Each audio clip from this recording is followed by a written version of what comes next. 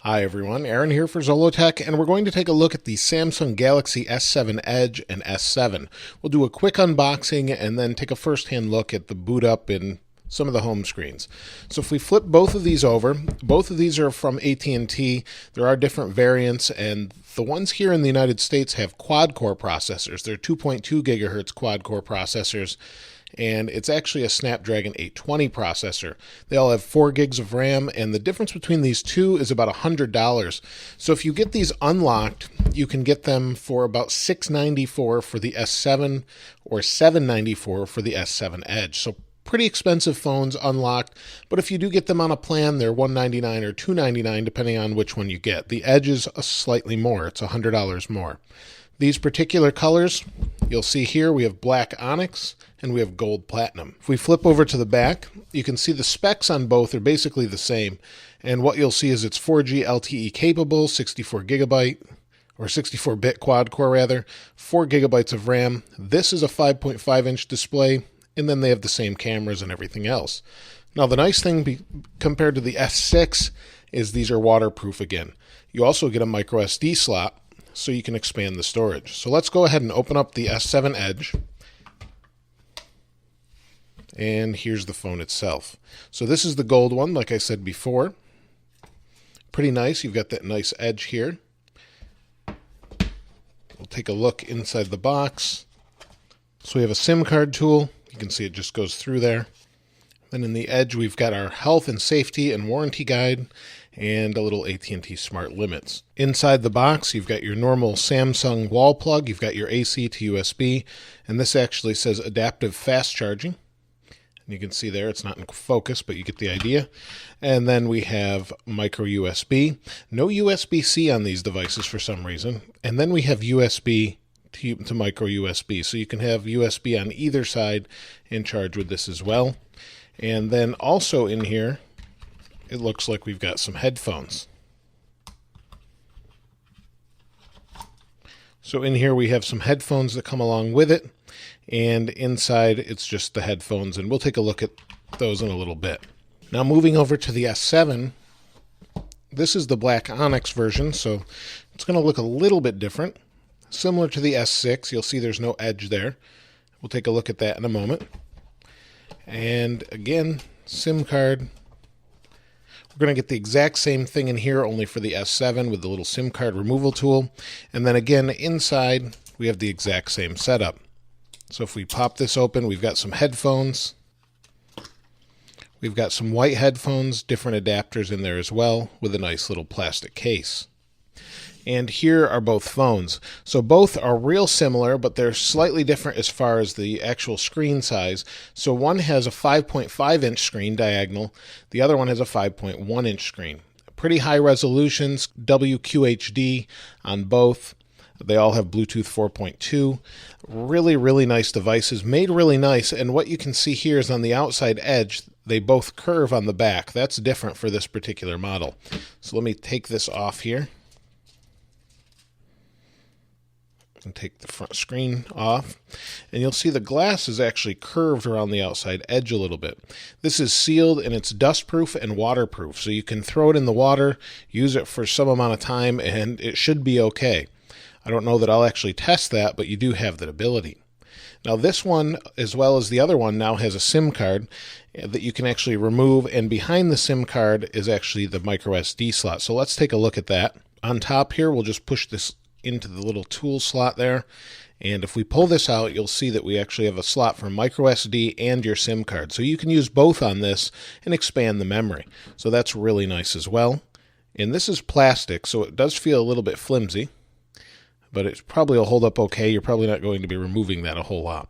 So both of these are really nice. Let me take the front off of this device.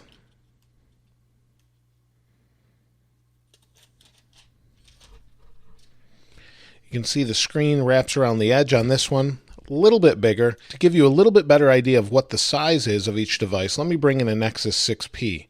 So this is a bigger device, but there's the edge here, and here's the regular S7. So that gives you an idea size-wise if you've ever seen a 6P, just for reasons here. We've got an iPhone 6s Plus, and you can see the size is basically the same as the 6P. Just to give you an idea of size-wise, this is a little bit nicer if you're used to the bigger phones, so definitely check both of them out, but this is a little nicer in the hand, it feels.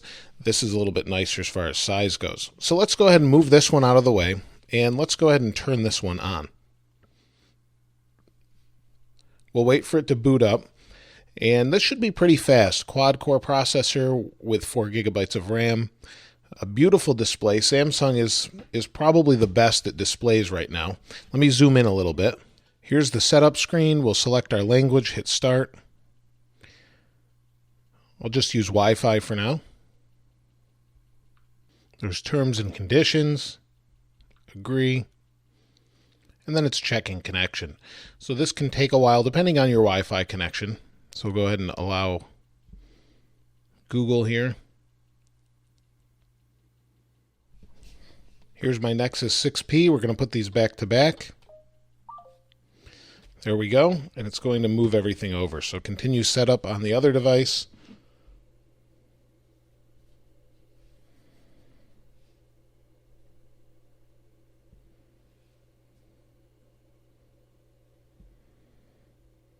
So it's going to copy from here to here, and that will take a little bit of time, but it'll be really nice in order to have everything from here over to there. So now it wants me to set up my fingerprint, so I'll go ahead and do that. I'll create a pin. I'm going to use my thumb here. Just like any other phone, move it around and lift and push back down.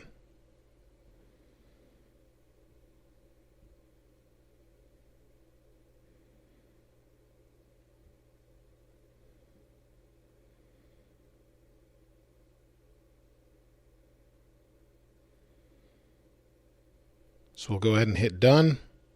We'll hit next. And it says just a sec, so we'll wait for it.